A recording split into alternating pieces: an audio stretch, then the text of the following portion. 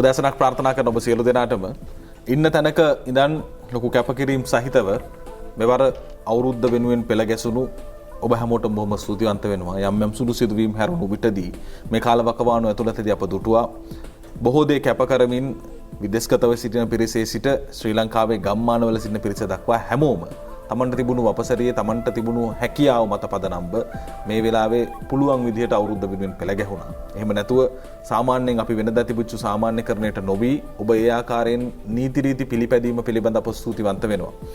අද ඉඳන් අපි ආපහු වතාවක් ඊයේ දවසේ අපේ විරාමයක් තිබුණා. අද ඉඳන් යලිත් වතාවක් අපි සූදානම් රාජ්‍යාන්ත්‍රණය කොහොමද දියත් වෙන්නේ, මොන විදිහේ වැඩ කටයුතු දියත් වෙන්නේ, කවුද මේ වෙලාවේ බොහොම සක්‍රිය සේවයක් සපයන්නට කටයුතු කරන්න කියන කාරණේ පිළිබඳ ඔබ දැනුවත් කරන්න. අද දවසේදී අපි හිතුවා දැන් කොළඹ සහ මේ තදාසන්න නාගරික ප්‍රදේශ ආශ්‍රිතව භාණ්ඩ බෙදා හැරීමේ යාන්ත්‍රණය පෞද්ගලික ආයතනත් එක්ක එකතු වෙලා සතොස හෝ වේවා අනිකුත් පෞද්ගලික සුපිරි වෙළඳ ජාලය හෝ වේවා වෙනත් ඔග නිෂ්පාදනය කරන මේ බෙලන්සල් හෝ වේවා ඔවුන් මේ යාන්ත්‍රණය දියත් කරනවා නගර බදව. හැබැයි ගමට යන විටදී ඔබට හිතෙන්නට පුළුවන් කොහොමද ගමට යද්දි මේ යාන්ත්‍රණය දියත් කරන්නේ? ගමේ ගෙවල් වලට බඩු ටික බෙදෙන්නේ කොහොමද? ගමේ ගෙවල් වලට ඒ ආශ්‍රිත ප්‍රදේශ වලට ලොරියක් අරන් යනවා නම් ඒ දේවල් කෙරෙන්නේ කොහොමද? ඒ ප්‍රදේශ ආශ්‍රිත ජනතාවගේ සපහසුකම් සලසන්නේ කොහොමද? මොකද නගර ආශ්‍රිතව තියෙන අර සාමාන්‍යයෙන් ප්‍රවාහනය කරන සේවාවන් ගම්මාන ආශ්‍රිතව දියත් වෙන්නේ නැහැ. ඒ නිසා දැවැන්ත යෝධයෙක් විදිහට මේ වෙලාවේ දැවැන්ත කර්තව්‍යයක් සිදු කරනවා මේ රටේ සම්පකාර සංවර්ධන දෙපාර්තමේන්තුව. ඒ වගේම අපි දන්නවා ග්‍රාමීය බැංකුව හෝ වේවා එතන බැඳුණු කාරණා බොහෝමයක් තියෙනවා සම්පකාර සමිතිය හා සම්බන්ධයෙන්. ඒ නිසා අද අපි වැඩි බරක් තබන්නට හිතනවා මේ වෙද්දී නිහඬ සේවයක් කරන සමහර වෙලාවට රට නොදන්න මේ දැවැන්ත කර්තව්‍ය පිළිබඳ ඔබට තොරතුරු ගෙන එන්නට ඕනේ සහ ඔවුන් ඉදිරියේදී ඔබ වෙනුවෙන් කරන්නට බලාපොරොත්තු වෙන තවත් සේවාවන් මොනවද? ඔබට යම් ආකාරයේ අඩුපාඩුවක් තියෙනවා නම් ඒවට අදාළ වුණු ක්‍රමවේද සකස් කරගන්නේ කොහොමද කියන දේ පිළිබඳ පැහැදිලි කරගන්න පුළුවන්. අපි බොහොම ගෞරවයෙන් යුතුව ආරාධනා කළා දවසේදී සම්පකාර කොමසාරිස් සහ රෙජිස්ට්‍රාර් සුවින්ද එස් සිංගප්පුලි මැතිතුමනි අයබෝවන්. බොහොම ගෞරවයෙන් පිළිගන්නවා. ඒ වගේම සබරගමු පළාත් සම්පකාර කොමසාරිස් මයුර අරන්දල මැතිතුමනි අයබෝවන්. බොහොම ගෞරවයෙන් පිළිගන්නවා ජාතික රූපවාහිනියට.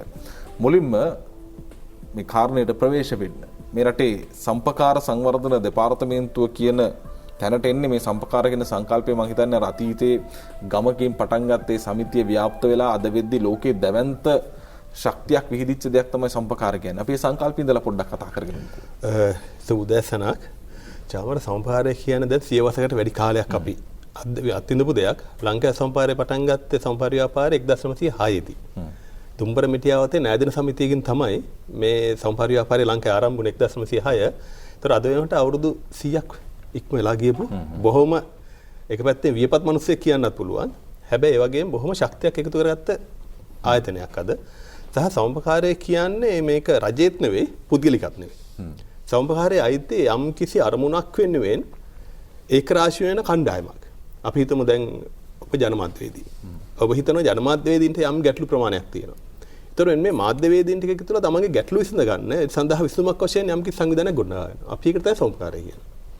දැන් ලංකාවේ මේ සම්පාර ව්‍යාපාරය මෙහෙවන සම්පාර සංවර්ධන දෙපාර්තමේන්තුව පිහිටවලා 87 දී මැදගත කිරීමත් එක්ක 13 වෙන ආණ්ඩුක්‍රම ව්‍යවස්ථාවත් එක්ක මේක පළාත් වලට බෙදලා ගිහිලා පළාත් 9ට පළාත් 20ක් බවට පත් වෙලා දැන් මේක වෙනස්ම ක්‍රමයකට ලංකාවේ ක්‍රියාත්මක වෙනවා. එතකොට සම්පකාරය තුල අද වෙනකොට ලංකාවේ ජනගහනය මිලියන 21යි මිලියන 8ක් අපේ සමාජිකයෝ. ඒතර දැන් ලෝකේ ගත්තත් ලෝකයේ තියෙන ප්‍රබලම සහ දැවැන්තම රාජ්‍ය නෝනායතන සංවිධානයක් තමයි සම්පකාර ව්‍යාපාරය කියන්නේ. අන්තර්ජාතික සම්පකාර සන්ධානය කියන්නේ ලෝකේ තියෙන දැවැන්තම රටවල් 190ක එකතු වෙච්ච දැවැන්ත සංවිධානයක්. ඉතින් මේක තමයි සම්පකාරයේ තියෙන දැවැන්ත බව. සහ සම්පකාර ව්‍යාපාරය කියන්නේ. මේක ප්‍රධානම දේ තමයි මේකේ සමාජිකයාට අයිති දෙයක්. ඒක තමයි ප්‍රධානම දේ. අපි බොහෝ දෙනෙක් මේක හිතන්නේ නැති දෙයක්. මේක සමාජිකයට අයිති. ඔවුන්ගේ දෙයක්. ඔවුන්ගේ අරමුදලින් තමයි මේක ක්‍රියාත්මක වෙන්නේ. ඔවුන්ගේ අරමුදලින් තමයි ක්‍රියාත්මක වෙන්නේ. ලාභය යන්නේ ඔවුන්ට.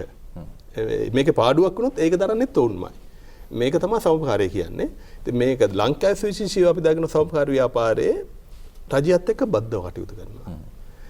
ඒක ප්‍රතිපෝෂණය. ඒ කියන්නේ රජයට අපි උදව් කරන ගමන් රජයත් අපිට උදව් කරනවා. බදු සහන දෙනවා. සමහරට ඒක අධිකාරියන් ලබා දෙනවා.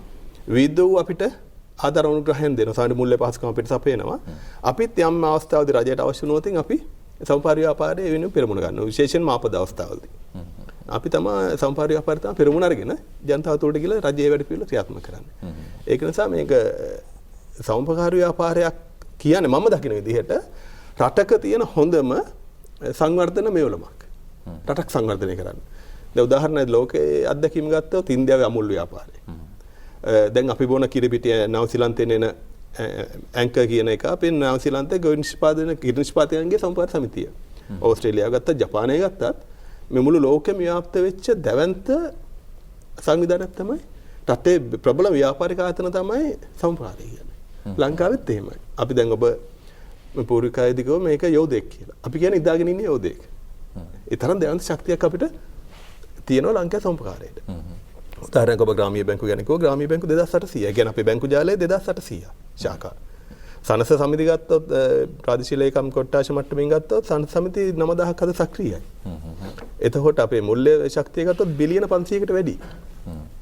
ඒතර අපේ ප්‍රාදේශික සංඛ්‍යාව කඩවල් ටික අවුට්ලට් ටික සුපර් මාකට් ටික ගත්තොත් 3200ක් ලංකාවේ. ඉතින් මෙච්චර දැවැන්ත නිෂ්පාදන සමුපාර සමිති 2000ක්. මෙච්චර දැවැන්ත ව්‍යාපාරයක් ලංකාවේ. ඒක අර මං කියුවේ නිදාගෙන නියෝදයක් කියලා. අපේ ශක්තිය සමහරවිට අපි දන්නෙත් නැහැ. සමහරවිට අපේ ශක්තියෙන් ප්‍රයෝජනයක් ගන්නෙත් නැහැ. හැබැයි මේ වෙලාවේ අපේ ශක්තියෙන් අපි ප්‍රයෝජනයක් ගන්නවා. ඒක තමයි වැදගත්ම දේ. සමුපකාරය කියලා මම පොඩ්ඩක් කිව්වොත් මේක තමයි අපිට කියන්න තියෙන දේ. රාජ්‍ය මැදිහත් වීම දැන් කොහොමද මේ සම්පකාර සමිතියත් එක්ක සම්බන්ධ වෙන්නේ ලංකාවේ? ලංකාවේ අපි සම්බන්ධ වෙන්නේ දැන් ගොඩක් වෙලාවට අපි සමුපකාරය කියලා ලංකාවේ හිතන්නේ ගත්තොත් විවිධ සේවා සමුපකාර සමිති. ඒක හිතන්නේ මොකද ජනතාවට වඩා සමීප වෙලා තියෙන සහ දැන සේවයක් කරන විවිධ සේවා සමුපකාර සමිති. නමින්ම කියන්නේ විවිධ සේවාවන්. ඔවුන් කෘෂි කාර්මික කටයුතු කරනවා, කර්මාන්ත කරනවා, නිෂ්පාදන කරනවා, ග්‍රාමීය බැංකු ටික ඔවුන් යටතේ තියෙන්නේ. අපි කවුරුත් දන්න ගමේ සමුපකාරය කියලා අපි ඉස්සර කිව්වනේ. ගමේ ප්‍රාදේශිකයේ ඒක විවිධ සේවා සමුපකාර සමිතියේ. එතකොට මේ සියල්ලටම අවශ්‍ය සමහරට බදු සහනය දෙන්න අපේ රජය. බදු සහනය අපිට දෙනවා. එතකොට 1977ට කලින් යම් මේකාධිකාරයන් තිබුණා. අපේ කුඩා කාලේ අපිට මතකයි අපි මේ ප්‍රාදේශිකයට යන්න ඕන කාඩ් එකත් එක්ක මේ බඩු ටික ගන්න. රෙදි ටික දුන්නේ සමුපකාරය. භූමි තෙල් ටික දුන්නේ සමුපකාරය. මේ ප්‍රාදේශිකේ. මේ කාලේ ගමේ සමුපකාර සමිතියේ ප්‍රාදේශිකයේ මැනේජර් මහත්තයා තමයි ගමේ හිටපු ප්‍රධානම පුද්ගලයා. ඒ පුද්ගලයා. එතකොට වර්තමානයේ දැන් අපි 2007-8 කාලේ වගේ වුණාට අපිට බදු සහන දුන්නා. ඒතර අපි කෝප්සිට් ටික හදන්න දැවැන්ත මුදලක් රජයෙන් දුන්නා. මිලියන 400ට ආසන්න මුදල රජයෙන් දුන්න කෝප්සිට් ටික නවීකරණය කරන්න. කෝප්සිට් 397ක් අපි හැදුවා. මෙගා කෝප්සිට් 28ක් හැදුවා. ඒ රජයෙන් තමයි සල්ලි දුන්නේ අපිට මිලියනය ගානේ. ඒතර මිනි කෝප්සිට් අපි 1000ක් හදලා තියෙනවා. ඒකට ලක්ෂ 5 ගානේ දුන්නේ රජයෙන්. ඒතර ඒක තමයි රජයේ තියෙන බැදීම. එතකොට ඒ රජය කරන්නේ මොකද මේක ජනතා ව්‍යාපාරයක් විදිහට ජනතාවට පහසුකම් සපයන ජනතාව හුරා කන්නේ නැති ව්‍යාපාරයක්. එතකොට අපි ලාභය මත නෙවෙයි පදනම් වෙන්නේ. ව්‍යාපාරයක් විදිහට ලාභය මත පදනම් වෙනවා. අනිත් පැත්තෙන් සේවාව අපි මූලික වෙනවා. ඒකෙන් තමයි රජයත් එක්ක යන බද්ධ වීම තියෙන්නේ. හොඳයි. දැන් සම්පකාර කියන සංකල්පය ඔබට පැහැදිලි වෙන්නට ඇති නිදා සිටින යෝධයෙකුසේ අපිත් මේ සංකල්පය පිළිබඳ කතා කරද්දී අපි නොහිතන බොහෝ තැන් සම්පකාර සංවර්ධන දෙපාර්තමේන්තුවත් එක්ක ගෑවිලා තියෙනවා. ග්‍රාමීය බැංකුව කිව්වහම මේ රටේ ගම්මානවල ඉන්න මිනිසුන්ගේ හදවත බඳු බොහෝම ලෙන්ගතුව ජනතාවත් එක්ක සමීපව වැඩ කරන ග්‍රාමීය බැංකුව එතනින් එහාට යන විටදී සනස සමිතිය මේ සියලු දේ සම්පකාර ක්‍රියාවලිය තුළ බැඳුණු අක්මුල් විදිහට තමයි හඳුන්වා ගන්නට පුළුවන් වෙන්නේ. හරි. දැන් මේ වෙලාවේ නිවසේ ඉන්න ඔබට දෛනිකව එදිනෙදා ආදායම හොයාගත්ත ත්‍රිරෝද රථයේ දුවපුව බොහෝ වෙන්න පුළුවන්. කෘෂි කර්මාන්තේ නියලන ඔබට නම් ඉඩ කඩ වෙන් වෙලා තියෙනවා. නමුත් එතනින් එහාට දෛනිකව කුලියක් මලියක් කරගෙන ජීවිතේ ගොඩනගාගත්ත හැමෝටම මේ වෙලාවේ ලොකු ප්‍රශ්නයක් තියෙනවා. මම කැමති කොමසාරිස් තුමාගෙන් මේ සම්පකාර කොමසාරිස්තුමාගෙන් අහන්න මේ වෙලාවේ ඔබතුමාලා විදිහට ජනතාව වෙනුවෙන් කරපු වැඩපිළිවෙල මොකක්ද? දැන් මේ අර්බුදයත් එක්ක විශේෂයෙන්ම අපි මේකට ප්‍රවේශ වුණේ ගිය අවුරුද්දේ දෙසැම්බර් සහ මේ අවුරුද්දේ ජනවාරි වල ඔබට මතක ඇති වෙළඳපොලේ ලොකු ප්‍රශ්නයක් ආවා. මිල වැඩි වුණා, භාණ්ඩ අඩු වුණා. ඉතින් මේකදී අපිට ගරු ඇමැතිතුමා උපදෙස් දුන්නා සිංහල හා දෙමළ අලුත් අවුරුද්දට මේ දේ වෙන්නේ නැතුව අපි වැඩිවිලා සකසමු කියලා. එතකොට අපි මේක පෙබරවාරි මාසෙ තමයි ආරම්භ කරේ. කියන්නේ අපි මේ අලුත් අවුරුදු ඉලක්ක කරගෙන භාණ්ඩ සැපීමේ වැඩසටහනට අපි ගියා. කියන්නේ මිල ඉහළ යන්නෙත් නැති වෙන්න සහ ජනතාවට අවශ්‍ය භාණ්ඩ පහසුවෙන් සපයන්න. මොකද ඒ ශක්තිය අපිට තිබුණා. එතකොට අපි මේකට සූදානම් වෙවි ඉන්නකොට පළාත් කොමසාරිස්තුමාලත් එක්ක එකතු වෙලා සහ සියලුම යුද සහසම්පාද සමිතියත් එක්ක තමයි මේ අර්බුදේ ලංකාවට ආවේ කොවිඩ් වසංගතය. ඒකම මාර්තු මාසේ 17 වෙනිදා අපි සියලුම පළාත් කොමසාරිස්වරුන්ටත් කතා කරලා අපි තීරණය කරා. ඒලා අපිට තේරුණා යම් අර්බුදයක් එනවා මෙතෙන්ද ජනතාවට ආහාර ද්‍රව්‍ය වල ගැටලුවක් එන්න පුළුවන්. එතෙන්දී අපි ඒකට වහා මෙදිහත් යුතුයි කියලා. මොකද අපේ පූර්ව අත්දැකීම් එක්ක. අපි දැන් සමහරට නියං තත්ත්වයකදී ගම් වතුර සුනාමිය විශේෂයෙන්ම ඒ අවස්ථාවලදී අපි මේ දේ අපිට අත්දැකීම් තිබුණා. ඒකත් එක්ක අපි මේ මාර්තු මාස 17 වෙනිදා අපි ආරම්භ කරා ආහාර ද්‍රව්‍ය බෙදා හැරීම වැඩසටහනේ මූලික කටයුතු ටික සංඛ්‍යාලේඛන අරගෙන මොනවද අවශ්‍ය පළාත් වලට කියන එක අපි දවස් දෙකකින් ගත්තා. ඒතරද අපේ පළාත් තිබුණු තොග තත්ත්වයන් කොහොමද කියන එකත් එක්ක මාර්තු මාසේ 20 අපි ආරම්භ කරා අලුයි සංගමයේ මාක් ෆෙඩ් එකත් එක්ක සහ හිතර කෝප් ෆෙඩ් එකත් අපි එකතු වෙලා අපි කියන්නේ පාරිභෝගික සංගමයක් අපි මිල ගණන් අරගෙන ටෙන්ඩර් කැඳවල අපි භාණ්ඩ මිල දී ගැනීමට කටයුතු කරා. මාර්තු මාසේ 20 අපි සියලුම පළාත් වලට මේ භාණ්ඩ යැවීමට ආරම්භ කරා කොළඹින්. කියන්නේ එතකොට අර ක්ෂණිකවම අපිට මේ ආපු ඉල්ලුමට පළාත් වල තිබුණු භාණ්ඩ ප්‍රමාණය මදි වෙනකොට අපි කොළඹින් ක්ෂණිකවම භාණ්ඩ යවන්න ගත්ත මාර්තු මාසේ 20 මේ වෙනකොට අපි මිලියන 300කට ආසන්න මුදලක් අපි වියදම් කළා කොළඹින් අපේ දෙපාර්තමේන්තුව විතරක් පළාත් වලට භාණ්ඩ යවලා තියෙනවා. ඒ අරමුදල් ඔබතුමන්ලම සපයාගත් අරමුදල්ද රජයේ මැදිහත් වෙච්ච අරමුදල්? මේ අරමුදල 2012 අවුරුද්දේ අපිට රජයේ දීලා තියෙන මිලියන 800ක් චක්‍රීය අරමුදලක් විදිහට භාණ්ඩ මිල දී ගැනීමට ඒකබද්ධ ගැනීම ක්‍රමයක් කරතේ මේ භාණ්ඩ මිල දී ගැනීම. ඒ මුදල තමයි අපි යොදාගත්තේ ඒකට. ඒට අමතර අපි රජයෙන් සතයක්වත් යොදාගත්තේ නැහැ. මේ වෙනකොට මිලියන 4000කට ආසන්න මුදලක් අපි භාණ්ඩ අලුවියක් කරලා තියෙනවා. මිලියන 4000ක්. හැබැයි අර මිලියන 300 හැරුණාම රජයෙන් එක මුදල සතයක්වත් අපි අරන්නේ නැහැ. මේ ව්‍යාපාරෙම තියෙන මුදල තමයි අපි මේකට යොදවලා තියෙන්නේ. ඒක තමයි මම කිව්වා අපි නිදානින් නියෝදෙක් කියලා. ඒ කියන්නේ මිලියන 4000ක් අපි යොදන් කරනකොට මිලියන දැන් ඉස්සරහට දැන් මේ තියෙන ආර්ථික ප්‍රශ්නත් එක්ක සම්පකාර තමයි ඉස්සරහට වෙද්දී ලොකුම විකල්පේ බවට ආයෙත් එන්නේ. විකල්ප විදිහට එන්නේ. සහ දැන් ඔබ සහ ග්‍රාමීය බැංකුව ගැන කිව්වා. අපි දන්නවා ගමේ තියෙන ලොකු ගැටලුවක් ශුද්ධ මුල ශේෂ්ත්‍රයේ. අධික පොලියකට සමහර 100% පොලිය වාර්ෂික පොලියට ණය දීලා අපේ ග්‍රාමීය කාන්තාව සහ ග්‍රාමීය අපේ ඉන්න ජනතාව සූරා කැමක් කරනවා. අන්ත අසරණ කරලා තියෙනවා. හැබැයි ඔවුන්ට යම් කිසි සීමාවකින් එහාට යන්න බැරිලා තියෙනවා. මොකද ග්‍රාමීය ශුද්ධ මුල ශේෂ්ත්‍රයේ 60% කාරණා කියලා තියෙන අපේ සම්පාර ව්‍යාපාරය. ඒක නිසා ඔවුන්ට ජනතාව ග්‍රාමීය ජනතාව ගිලගෙන අවශ්‍ය දේ ක්‍රියාකරන්න බැරිලා තියෙන අපි නිසා අපි 60% කාරණා කියලා තමයි ශුද්ධ මුල ශේෂ්ත්‍රයේ. අන්න ඉස්සරහටත් අපි දන්නවා අපිට මේ දේ කරන්න වෙනවා. සහ මේ අරමුදල් අපි සතුව තියෙනවා. අපිට පුළුවන් ඒ අරමුදල් යොදවන්න මේ මන කළමනාකරණයකින්. හැබැයි මොකද මේක ජනතාවගේ මුදල්. ඒක නිසා ඒ සම්පාර සමිතිය කඩාන වැටෙන්න අපි මේක කරන්න ඕනේ. මොකද මේ වෙනකොට අපි දන්නවා අපේ මුල්‍ය ශේෂ්ත්‍රයේ ගැටලුවක් තියෙන ද්‍රව්‍යශීලතාවය අඩු වෙලා තියෙනවා. තැන්පත් නැහැ. මේ යාය ඉන්න අය තැන්පත් ඉවත් කර ගැනීමක් කරනවා. ණය ඉල්ලනවා. ඒතකොට අපි ද්‍රව්‍යශීලතාවයට හානියක් නොවෙන්නේ. මොකද මේ කඩා වැටෙනවා කියන්නේ කෝටි ගාණක් ආපු රජයට නැවත බරක් වෙනවා. ඒක නිසා මනා කළමනාකරණයක අපිට මේ දේ කරන්න පුළුවන්. අපි මේ දේ තමයි අද කරමින් ඉන්නේ. අපි ඒතර මාර්තු 20 පටන් ගත්ත එක අද වෙනකන් අඛණ්ඩව එක දිගටම අපි විවිධ සේවා 304ක් කරා ප්‍රාදේශික අපේ කෝප් සිටි සාලිවිසල් 3200ක් කරා අඛණ්ඩ සැපයුමක් අපි කරලා තියෙනවා අද වෙනකොට. මේක දැවන්ත මෙහෙයුමක්. ඒ කියන්නේ ප්‍රාදේශිකයෙන් හෝ මේ අපේ අලවිසලෙන් නෙමෙයි අපි ගමටම ගිහිලා තියෙනවා. ජංගම සේවාවන් මගින් අපි ගමටම යනවා. දොරකටම යනවා. දුරකථන නැමතුවක් දුන්නොත් ඔබ අපේ අදාළ විදේශ සම්බන්ධ සමිතියට ඔබට අවශ්‍ය භාණ්ඩ මාල ගෙදරට ගෙනල්ලා දෙනවා. අමතර අය කිරීමක් නැහැ. හැබැයි අනිත් ගොඩක් අය කරන්නේ අමතර අය කිරීමක් කරනවා. අපි අමතර අය කිරීමක් නැහැ. අවශ්‍ය බඩු ටික මොකද අපි කොළඹින් ඒකාබද්ධ වෙලා එකට මිල දී ගැනීම තුළ තොග මිලටම අපිට භාණ්ඩ ටික දෙන්න පුළුවන්. මිල අඩු කරලා තියෙනවා අපි ඒ තුළ. අපි අද එහෙම තමයි අපි එකතු වෙලා අඩුම මිලට ගුණාත්මක භාණ්ඩ ටික අපි අද ගෙදරටම යවනවා. මේ වෙද්දී රජයට අවශ්‍ය වෙන්නේත් මේ වගේ ව්‍යාපාර තමයි. ඒ කියන්නේ සම්පකාර ව්‍යාපාරයේ Tamanගේ සොශක්තියෙන් යුතු නැගී සිටීමක් රජය ලබා දුන්නු බොහොම පුංචි අරමුදලක්. පුංචි කියන්නේ සාමාන්‍ය සමස්තයගත් කාලයේ දැවැන්ත මුදලක්. නමුත් මේ ව්‍යාපෘති හා සම්බන්ධයෙන් සංසන්දනය කර බලන විටදී මේ ලබා දුන්නු පුංචි දායකත්වයෙන් ඔවුන් දැවැන්ත පරිමාණයකින් ක්‍රියාත්මක වීමක් සිදු වෙනවා. අතීතයේ ආපහු ලියවෙනවා කියන්නේ ආපහු වතාවක් අපිට මෙතනින් පසු අපි බොහොම පැහැදිලි ආර්ථික අර්බුදයක ඉන්නේ. ඉදිරි අනාගතය තුළදී සම්පකාරයේ බොහොම ප්‍රබල භූමිකාවක් මේ සමාජය ඇතුලේ හොබවනවා නියතයි. මේ දැන් තියෙන තත්වයටත් වඩා අතීතයේ ආපහු වතාවක් ලියවෙනවා කියන්නේ ඒකම තමයි. මොකද යම් ආකාරයකින් මෑත කාලේට එනකොට සම්පකාර පොඩ්ඩක් ඈත් වුණාදෝ කියලාත් වෙලාවකට හිතුණා. හැබැයි දැන් ලෝකයට ආපහු මේ දේවල් අත්‍යවශ්‍ය කාරණා බවට පත් වේ. අපිත් එක්ක ඉන්න සබරගම් පළාත් සම්පකාර කොමසාරිස්තුමා මේ කතා කරපු දේවල් ප්‍රායෝගිකව ගමේ ක්‍රියාත්මක වෙන්නේ ඇත්තටම එතුමන්ලා මූලික වෙලා. මේ කතා කර කාරණා කොයි විදිහටද ගමේ ක්‍රියාත්මක වුණේ, කොහොමද ජනතාවගෙන් ලැබුණු ප්‍රතිචාර, ඔබතුමන්ලා මොනවද ජනතාවට කළේ? මම හිතන අපිටත් ඡායාරූපක් තියෙනවා ඒවත් ගන්නට පුළුවන්. මොනවද ජනතාව වෙනුවෙන් ඔබතුමන්ලා කළේ? සුබ දැසනක් ශාමර. බොහොම ස්තුතියි මාස ලබා දීම සම්බන්ධයෙන්. ඇත්තටම අපේ රේඛීය දෙපාර්තමේන්තුවේ කොමසාරිස්තුමා කිව්ව විදිහටම අපි මේ මෙහෙයුම මාර්තු 17 වෙනිදා පටන් ගත්තේ මේ වසංගතයේ ආරම්භ වන අවස්ථාවත් එක්කම. ඒකේ ප්‍රායෝගික තත්ත්වය අපි හොඳින් සමාජ මට්ටමත් එක්ක ගැටීමෙන් සිදු කරමින් පවතින අද මේ මොහොත වෙන විටත් අපි අවශ්‍ය සහල් විශේෂයෙන් අද දිනේ අපි ගෙන්නමින් පවතින මොකද හෙට දිනේදී නැවත අපේ ප්‍රදේශවල ඇඳරි නීති ඉවත් වුණාම මිනිසුන් එනවා පාරිභෝගික ද්‍රව්‍ය ගන්න.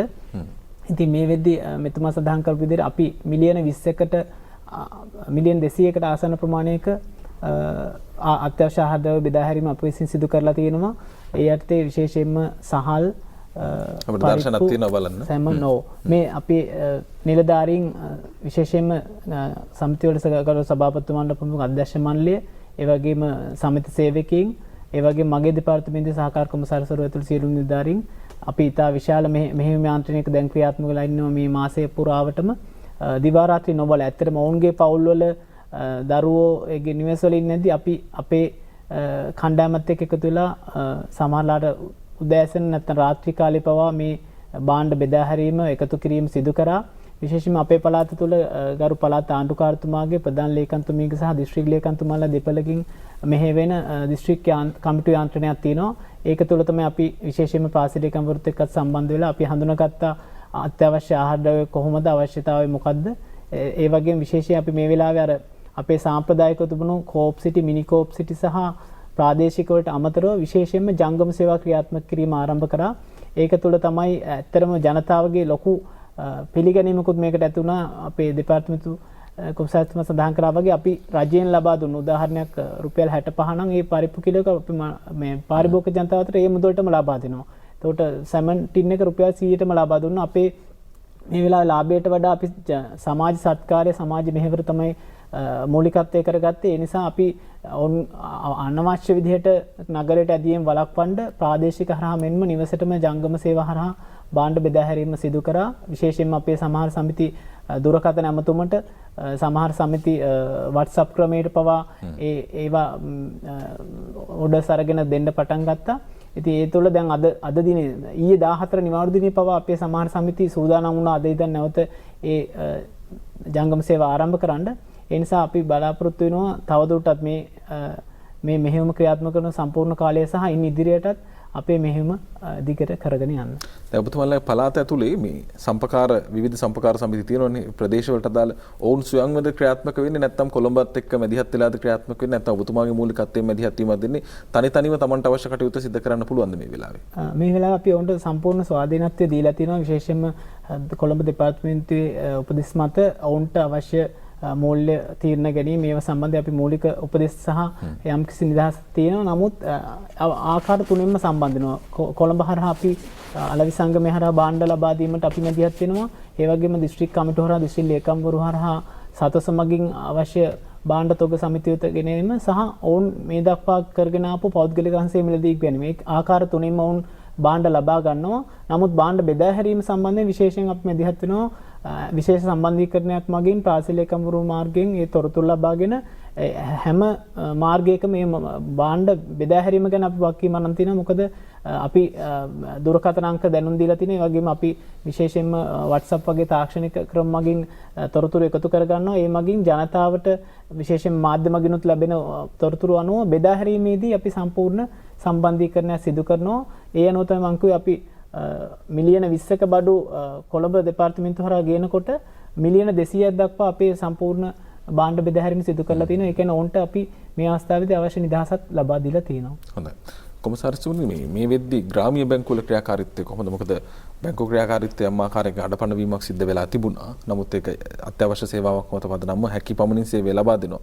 ග්‍රාමීය බැංකුවල ක්‍රියාත්මක වීම කොහොමද? දැන් ග්‍රාමීය බැංකුත් අපි ක්‍රියාත්මක කරලා තියෙන්නේ ගොඩක් වෙලාවට ජනතාව වෙතෙන්ට ගෙන්නන්නේ නෙමෙයි, අපි ගෙදරටම යන්න.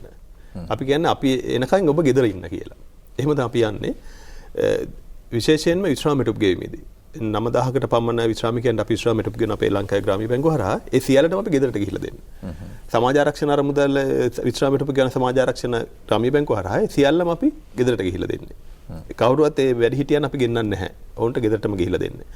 ඒ වගේම අපි ග්‍රාමීය බැංකුව වලට දැන් පළාත් කොමසාරිස්වරු හරහා උපදෙස් දීලා තියෙන්නේ ඔබට ඔබගේ ගිණුමක් තියෙනවනම්, ඔබට යම්කිසි මුදලක් එහි තියෙනවනම් රුපියල් 5000ක් දක්වා මුදලක් අපි දෙනවා ගෙදරටම ඇවිල්ලා. ඔබ ඉල්ලුවොත් ඔබ පණිවිඩයක් දුන්නොත් අපි ගෙදරට ඇවිල්ලා දෙනවා. යම්කිසි ණය මුදලක් අපිට ඉල්ල ගන්න පුළුවන් ඔබට. ඒක ගෙදරටම ඇවිල්ලා දෙනවා. ඔබ ග්‍රාමීය බැංකුවට එන්න අවශ්‍ය නැහැ. ඔබට අවශ්‍ය මුදල මේ ණය මුදලක් වෙන්න පුළුවන්, තැන්පතෙන් මුදලක් වෙන්න පුළුවන්. අපි ගෙදරට මේලා දෙනවා ඒක. ණය මුදලක් අයදුම් කරනවා නම් සමාජිකයෙකු හෝ ගිණුම් හිමියෙකු හෝ විය යුතු කියන කොන්දේසියක් තියෙනවද? අනිවාර්යයෙන් ඒ බැංකු කොන්දේසිය ඒ විදිහටම ක්‍රියාත්මකයි. මේ ඒ විදිහට මොකද නැත්නම් අපි මේක අර මම ඉස්සරහට කිව්ව සමාජිකයාගෙන මේක. එතකොට ඒක සමාජිකයා වෙනුවෙන් තමයි අපි තියෙන්නේ. සමාජික නොවන තැන්පත් අපි ගන්නවා. ගත්තට උන්ට වෙනම කොන්දේසි ටිකක් තියෙනවා. එතකොට උන් ඉල්ලීමක් කරවත ඉල්ලීමක් කරන්නත් අපිට බැංකුවට එන්න ඕනේ නැහැ. දුරකථන ඇමතුමක් දුන්නොත් මේ පණිවිඩයක් අපිට එවුවොත් ග්‍රාමීය බැංකු ශාඛාවට ඔවුන් ගෙදරට ගිහිල්ලා අවශ්‍ය ෆෝරමේ පුරවගෙන ණය මුදල ලබා දීලා එනවා. මොකද අපි ඒක බොහොම පළාත් කොමසාරිස්වරු හොඳට උපදෙස් දීලා තියෙනවා. මුදල් මේ දක්වා ප්‍රාදේශීය කළමනාකරට පුළුවන් තීරණ කළා මේ මොහොතේම දෙන්න. එතකොට එහෙම තමයි යන්නේ. මොකද මේ වෙලාවේ අපි බැලුවේ ලක්ෂ ගණන් ණය මුදල අවශ්‍ය නැහැ. තනපත් නෙවෙයි දින ජීවත් වෙන මිනිස්සුන්ට ඕන. සහ මෙතන ඉන්නේ අපේ ගමේ ඉන්න දුප්පත්ම ගොවියා නිෂ්පාදකයා තමයි අපිත් එක්ක ඉන්නේ. ඒතර ඔවුන්ට අවශ්‍ය මේ වෙලාවේ උන්ට වෘත්තියක් කරගන්න බෑ. එදිනෙදා අවශ්‍ය බාන ටික ගන්න යම් කිසි මුදලක්. ඒක අපි ග්‍රාමීය බැංකුව වලින් සහ සන්නත් සමිති වලින් අපි ලබා දෙනවා. සන්නත් සමිතිය කියන්නේ ගමේම තියෙන. ඒතර ගමේම තියෙන සමිතියට උන්ට ගිහිල්ලා ඒ දේ කරගන්න පුළුවන්. කියන්නේ අපි දැන් අර ඇත්තට මේ සංකල්පය අපි අත්හදා බලමින් හිටියේ මේක එක පැත්තකින් අපි හිතන අපිට ආශිර්වාදයක් කියන එක නූතන තාක්ෂණයත් එක්ක සහ පාරමිකයා වෙතර අපි යෑම. මේ දේ අපි දැන් ආරම්භ කළා. විශේෂයෙන් මේ ජංගම සේවාව මම හිතන්නේ මේක නවතින එකක් නැහැ. මොකද මේ දැන් සබරගමු පළාතේ මිලියන් 200ක් කියන්නේ මේ මාසයක් නැහැ අපි කරේ. වෙනද ගත්තොත් මාස ගානක වෙනදාමක් තමයි මේ මාසෙට අපි කියලා තියෙන සද්දේකට තුනකට. ලංකාවේ මෙහෙම මිලියන 4000ක වෙනදාමක් අපි මාසයක් ගියේ නෑ. අපි 7-9කට අපි කරේ මේ සාමාන්‍ය වාර්ෂික අපි බිලියන 30ක කෝටි 3000ක 4000ක තමයි අපි මේ බිලියන මේ කෝටි 300ක 400ක වෙනදාමත් තමයි අපි වාර්ෂිකව කරන්නේ සාමාන්‍ය. නමුත් මේ මාසෙකට අපි ඒට වඩා එහාට ගිහිල්ලා තියෙනවා. ඒ කියන්නේ අපි ජනතාවට අවශ්‍ය දේ දීලා තියෙනවා. ඒක තමයි ජනතාව විතෙන්ට ඇවිල්ලා ඒ බාණ්ඩෙන් මිල දී අරන් තියෙන්නේ. සහ එකම දේ අර මිල අඩුවට ගුණාත්මක දේ. අපි මෙතන බැලුවේ නැහැ ලාභය. මොකද මේලා ලාභය බලන එක නෙවෙයි මිනිස්සු ජීවත් කිරීම ඕන. ඉතින් අපි ගියේ ඒ සංකල්පෙට තමයි අපි ගියේ. දැන් ග්‍රාමීය බැංකු වලින් ණය පහසුකම් ලබාගත්ත මූල්‍යමය පහසුකම් ලබාගත්ත පිරිස් ඉන්නට පුළුවන්. ඔවුන් වෙනුවෙන් රජය ලබා දුන්නු සහන පැකේජය ඔවුන්ට අදාළ වෙනවද?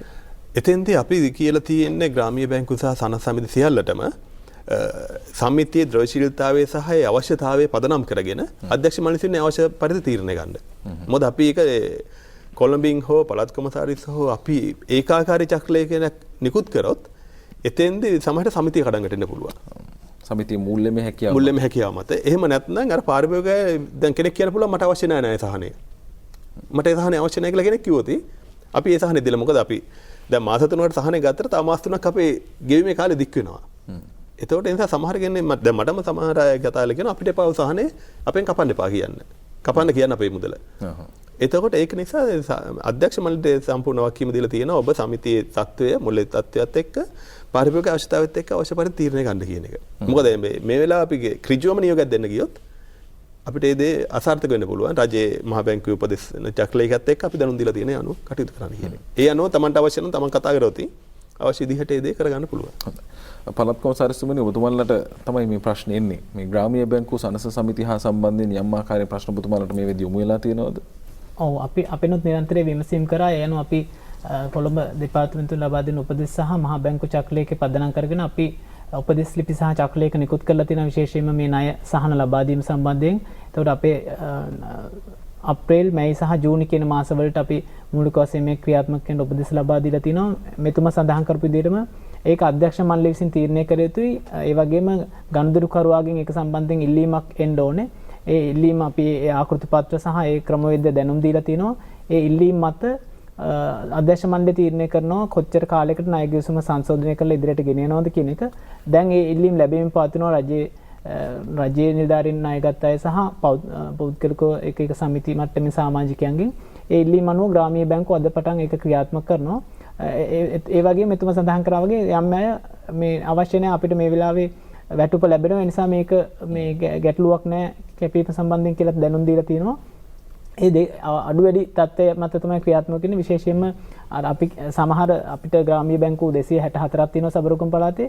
එතකොට විශේෂයෙන් අපි සමහර අවස්ථා මුණ දුන්නා සමහරලාට මහජනතාවට මුදල් අවශ්‍ය නිසා නිරන්තරයෙන් සමිතියේ මුදල් අරගෙන ගිය අවස්ථා තිබුණා. එතකොට තැන්පතු නිරන්තරයෙන් එළියට යනවා.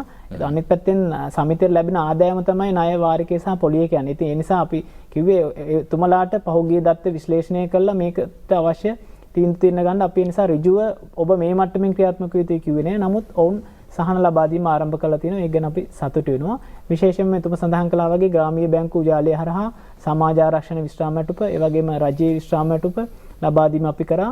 ඒ වගේම අපි සතුටු වෙනවා අපි සම්පකාර සේවකයන්ට විශ්‍රාම වැටුපක් ආරම්භ කරපු එක පළාතක් දිවයිනේ පළාත් කිහිපය අතරින් ඒ අපි මේ අවස්ථාවේදී මාර්ගගත ක්‍රමයට අපි දෙසැම්බර් මේක ආරම්භ කරේ මේ වගේ තත්ත්වයක් ගැන නොහිතා.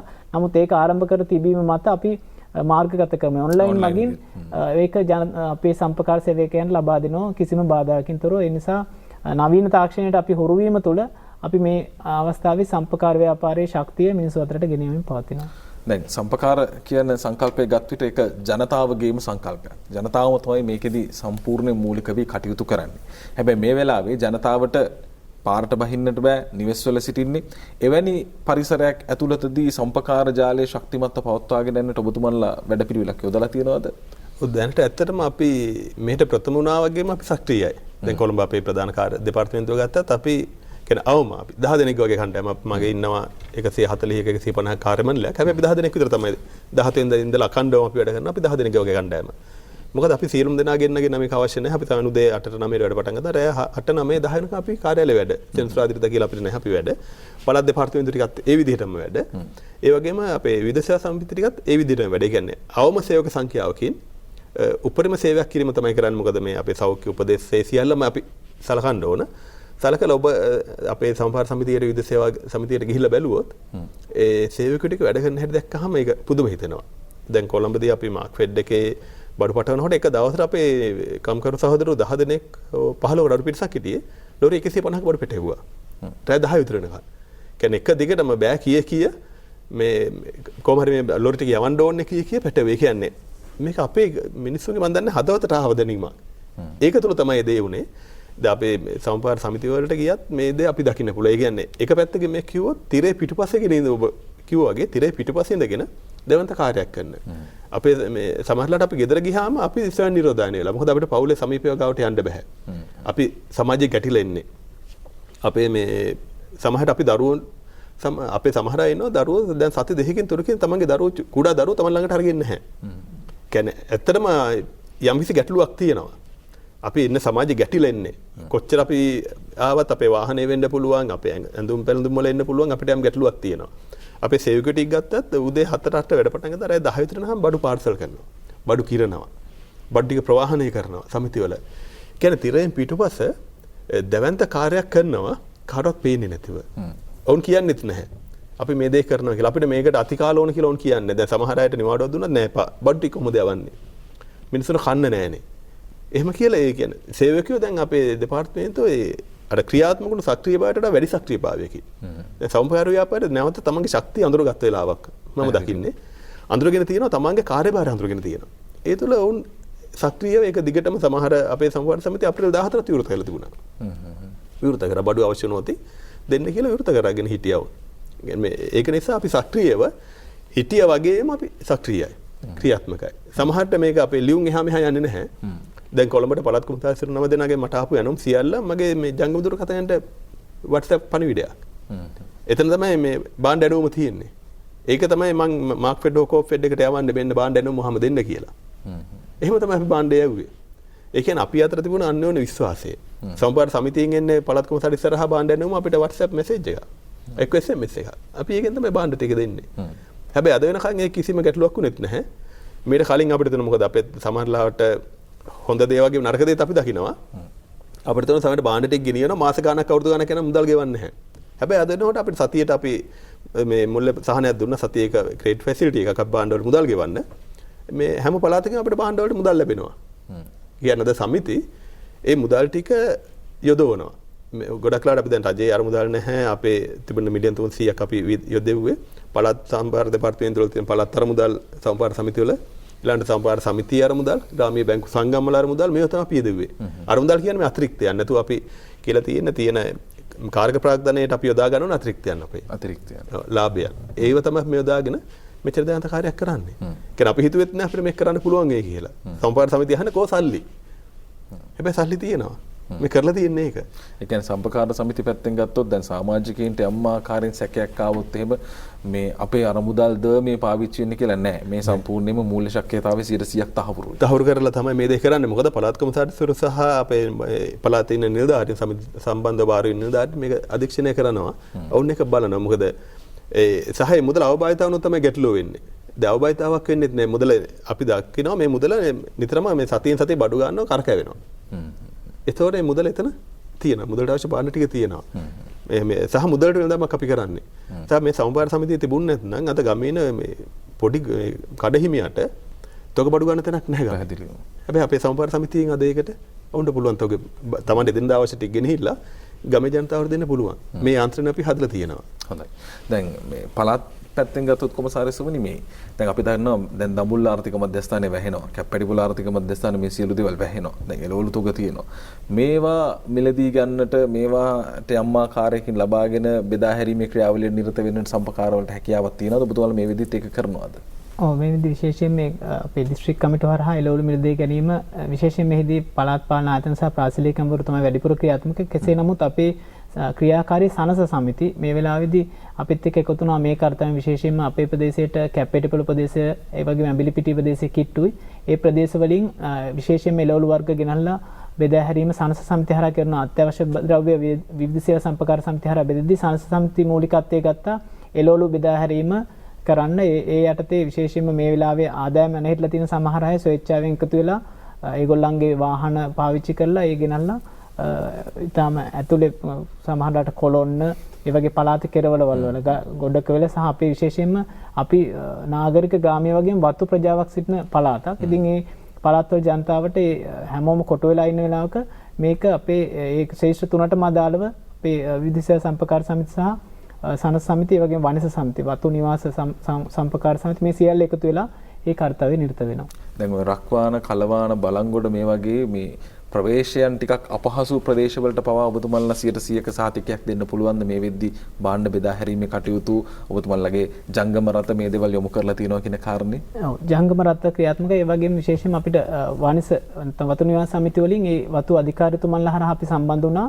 සමහර අවස්ථාවල ඔවුන්ගේ වාහන වලින් එනවා ඒ සමිතියට අවශ්‍ය ද්‍රව්‍ය ප්‍රමාණය ගෙන යන්න. ඒක අපිට එතුමලා තොරතුරු මුලින් ලබා දෙනවා අපිට මේ දිනවලට මෙච්චර ප්‍රමාණයක් අවශ්‍යයි. සමහර අවස්ථාවල අපි කෙලින්ම සමිතියේ බොහෝ අවස්ථාවල වතු තියෙනවා ප්‍රාදේශිකයක්. ඒ ප්‍රාදේශිකයට අපි භාණ්ඩ ගෙන යනවා. එහෙම නැත්නම් ඕන අරගෙන යනවා. එහෙම දෙකම නොවන අවස්ථාවල අපි ජංගම සේවා හරහා අනිවාර්යයෙන්ම ඒ අවශ්‍ය ප්‍රමාණ සමහර කිලෝමීටර් 30-40 අපි දුර ප්‍රවාහනය කරා දුෂ්කර මාර්ගවල අපේ කොමසාරිස්තුමා කිව්වා වගේ මේ වෙලාවේ ලාභයේ කිසිසේත්ම අපි දැක්ුවේ නැහැ. අපේ තියෙන අවම පහසුකම් පාවිච්චි කළා අපි මේ වැඩේ කරා. නමුත් කියන්න සතුටුයි පළාත් සම්පකාර සංවර්ධන මුද්‍රේ මිලියන 2ක් පමණයි අපිට සමිතිය වලට දෙන්න අවශ්‍ය වුණේ මුදල් විදිහට. මිලියන 200ක ද්‍රව්‍ය ජනතාව අතරට යද්දී 100%යි. ඒතකොට මිලියන 2යි අපි දීලා තියෙන්නේ. ඒ සියල්ල සුරක්ෂිතව තිබුණ ඔවුන්ගේ අරමුදල් වලින් තමයි ඔවුන් සම්පාදනය කරගත්තේ. ඒ නිසා ඒ සමාජ මෙහෙවර විශේෂයෙන් මේ සමාජ වේශායක ව්‍යාපාරයක් විදිහට සම්පකාර ව්‍යාපාරයේ වැදගත්කම මේ වෙලාවේ මම හිතන්නේ ඉස්මතු වෙමින් පවතිනවා. දැන් මේ වෙලාව කියන්නේ ජාතික රූපවාහිනිය අපි මේ ජාතික වගකීම ඇතුලේ හැම කෙනෙක්ම අපිත් එක්ක බොහොම ලොකු සම්බන්ධතාවයක් සහ බොහොම අධීක්ෂණයෙන් ඉන්න වෙලාවක් මේක. රජයේම මේ වෙලාවේ ඇත්තටම අර අපි එකපාරට වෙනස් වෙලා ඔන්ලයින් විදිහට වැඩ පටන් ගත්තා. ඊ-ගවර්න්මන්ට් විදිහට රජයේ වැඩ ටික ගෙදර ඉඳලා වැඩ පටන් ගත්තා. දැන් එහෙම බලනකොට ඔබතුමන්ලා ගම්වලට ගිහිලා ලොකු සේවයක් කරනවා. ඔබතුමන්ලාගේ වැඩ කටයුතු දියත් කරද්දී ගැටලු ඇත් වෙන තැන් තියෙනවද? අර ජංගම රථ ප්‍රමාණවත් තරම් තියෙනවද? එහෙම ගැටලු තියෙනවද ඔබතුමන්ලාගේ පහසුකම් පැත්තෙන්? ජංගම රථ සපයා ගැනීමේදී යම් ගැටලුවක් තියෙනවා. එකක් සමිති සතු තියෙන බොහෝ අවස්ථාවල වාහන දෙකක් තුනක් පමණයි. නමුත් ඒ අවස්ථාවට විශේෂයෙන්ම පළාත් සභාවෙන් ප්‍රාදේශීය ලේකම්තුමාලා සහ පළාත් පාලන ආයතනවලින් අපිත් එක්ක එකතු වුණා. ඒ වගේම ඇත්තටම ස්වේච්ඡාවෙන් එකතු වෙච්ච පෞද්ගලික අංශේ අයත් හිටියා. වුණ අපිට දුන්නා. නමුත් මේ ප්‍රවාහන ගැටලුව තමයි අපිට වැඩි වශයෙන් තිබුණේ. විශේෂයෙන්ම අපි කොළඹින් ගෙන යන භාණ්ඩයක් කණ්ඩායමක් එක්ක එකතු වෙලා පැක් කරලා ඒ සියල්ල කරලා නිවසට ගෙන යනකොට එන අර පිරිවැය අපිට යම්කිසි ප්‍රමාණයට වඩා වැඩි වෙලා තිනවා. නමුත් ඉල්ලීමට අවශ්‍ය සැපයුම අපි නිරන්තරයෙන් ලබා දෙනවා. ප්‍රවාහනයට තව ප්‍රවාහන කාර්යයට අපි යම්කිසි තව සම්බන්ධ වීමක් කරගන්න පුළුවන් වුණා. විශේෂයෙන්ම දැන් කොළඹ ප්‍රදේශයේ ක්‍රියාත්මක වෙනවා වගේ මට්ටමක අර මේ එක එක ආයතන වලින් සහයෝගය ලැබිලා තිබුණා. නමුත් අපි එවැනි ක්‍රමයක් තවම අපිට ගම්මට්ටමේ නිර්මාණය කරගන්න බැරි වුණා. නමුත් අපි සතුව තියෙන සම්පත් වලින් උපරිමය අපි කරනවා. ඒ වගේම මම හිතනවා මේ මෙතුමා කිව්වා වගේ අපි 200ක 300ක අලවියක් වර්ධනය කරගෙන තියෙන මේ මොහොතක් දැන්ටත් පාරිභෝගික ජනතාව ඉල්ලීමක් තියෙනවා මේක පුළුවන් නම් දිගට කරගෙන යන්න. ඒ කියන්නේ ඔවුන් දැන්ටම හුරු වෙලා තියෙනවා අර නිවසට භාණ්ඩ ගෙන එනකොට ඒ පහසු අත්විඳින සහ විශ්වාසනීය බව ඒ වගේම සහන මිල මේ සියල්ල අපි දැන් රැකගෙන යනවා. මම හිතන්නේ ඒ නිසා අපිට මේ අර්බුදය තුලින් තමයි අපිට විසඳුම් ලැබෙන්නේ. ඒ තුලින් මම හිතන්නේ සම්පකාර ව්‍යාපාරයේ ශක්තිය රටේ සංවර්ධනයට දායක කරගන්න හොඳ අවස්ථාවක් එළඹිලා තියෙනවා. ඒ කියන්නේ චාමර ඉස්සෙල්ලා අර එළවලු ගැන අහනකොට එළවලු වලත් යම් කිසි අර්බුදයක් පහේ කාලේ තිබුණ නිසා ගවර්න්මන්තුමා අපිට උපදෙස් දුන්නා පුළුවන් ද කියලා බලන්න මේ කෙල්ලින්ම ගොවියාගෙන් නිෂ්පාදකයාගෙන් පාරිභෝගිකයා වෙත එන ක්‍රමවේදයක්. අපි මේකට සැලසුම් සකස් කරා ෆාමර්ස් මාකට් කියලා. එතකොට අපි ඒක නෝරිලින් වෙන්න පුළුවන්, යාපනයෙන් වෙන්න පුළුවන්, ඇඹිලි පිටියෙන් වෙන්න පුළුවන් ගොවියාගෙන් ඍජුවම බිල් දී ගන්න සම්පාර සමිතිය හරහා ව්‍යාපාරය හරහා මිල දී ගන්න එළවලු සහ පළතුරු කොළඹ ස්ථාන 10ක් අපි තෝරගෙන හිටියේ මේ වෙනකොට. පෙබරවාරි මාසේ අපි මාර්තු මාසෙ තමයි ආරම්භ කරන් හිටියේ. තෝරගෙන හිටියා මේ ඍජුවම නිෂ්පාදකයන් ගන්න නිෂ්පාදන අපි අතරමැදියා වෙලා. ඒතර අතරමැදිය වෙන්න නැහැ. අපි විතර අතරමැදියෙක්. එතනට ගෙනල්ලා ඒ නිෂ්පාදන ආයතනයට ගෙනල්ලා තැනට ගෙනල්ලා අපි පහසුකම් සපයන්න. සහ රජයේ කාර්යාල පරිශ්‍රයන් වල එහෙම. අපි මේ සැලසුම් සකස් කරලා ඉතින් මේ සියල්ලම උනේ. හැබැයි අද වෙනකොට ගවර්න්මන්තුමා උපදෙස් දුන්නා පුළුවන් නම් එළවලු සහ පළතුරු කල්තබා ගැනීම ක්‍රමය දෙකට. දැන් අපි මේකටත් අපේ කණ්ඩායම් ඉන්නවා. අපි කතා කරා එකක් තමයි අපිට විජලනය කරන්න පුළුවන්. එළවලු සහ පළතුරු. ඊළඟට ප්‍රීස් කරලා ගන්න පුළුවන්. ශීතාගාරවල තියන්න පුළුවන්. දැන් අපි මේකට අපේ කණ්ඩායම් කීපයක් ඉන්නවා. අපි දැන් එක සාකච්ඡා කරන මේ දිනවල කොහොමද අපි මේක ආරම්භ කරන්නේ? එහෙම වුණොත් අපි ළඟදිම අපිට ඒකත් අපි සමහරට සුළු මට්ටමින් වෙන්න පුළුවන්. නමුත් අපි ආරම්භ කරන්නේ. ඒතර අපි දැන් අපි ගාව තියෙනවා මේ මත්ස්‍ය අස්වැන්න. අපේ සම්පූර්ණ සමිතිය දීවර සමිතිය අරහා. ඒ කොහොමද අපි ඒක ප්‍රීස් කළේ? ඒ කියන්නේ එකපාරටම අපිට ප්‍රීස් කරලා අපිට යවනවා නම් අපේ සුපර් මාකට් චේන් එක අරහා ඔබට අවශ්‍ය මාළු ග්‍රෑම් 250ද 250 හරගෙන යන්න පුළුවන් මේ ආපද්‍රව්‍ය මුකුත් නැහැ හොඳට කපපු මේ කැබලි කුට්ටි කරලා අපිට ඒක දෙන්න පුළුවන්. අපි දැන් ඒකත් මේ වෙලාවේ අත්හදා බලමින් ඉන්නවා කොහොමද අපි මේක කරන්නේ. කියන්නේ මේක අපිට හොඳ අවස්ථාවක් වුණා අලුත් දේවල් සංකල්ප වලට යන්න. ඒ නිසා මේ බොහෝ විට එළවලු සහ පළතුරු අපිට ළඟදීම ආරම්භ කරන්න පුළුවන් වෙයි. මොකද ඒක ගවර්න්මන්තුමා නිතරම කියන දෙයක් මොකද තියෙන කාලේට තියෙනවා සෑහෙන. එකපාරටම හිඟයක් එනවා. මිලිහෙල යනවා. ඉතින් මේක රටාවක් වුණාට අපි මේකට තාම විසඳුමක් නැහැ. මේකට සමපාර ව්‍යාපාරය රහ විසඳුමක් දෙන්න කියන එක එතුමා දැනුම් දුන්නේ යනවා අපි දැන්.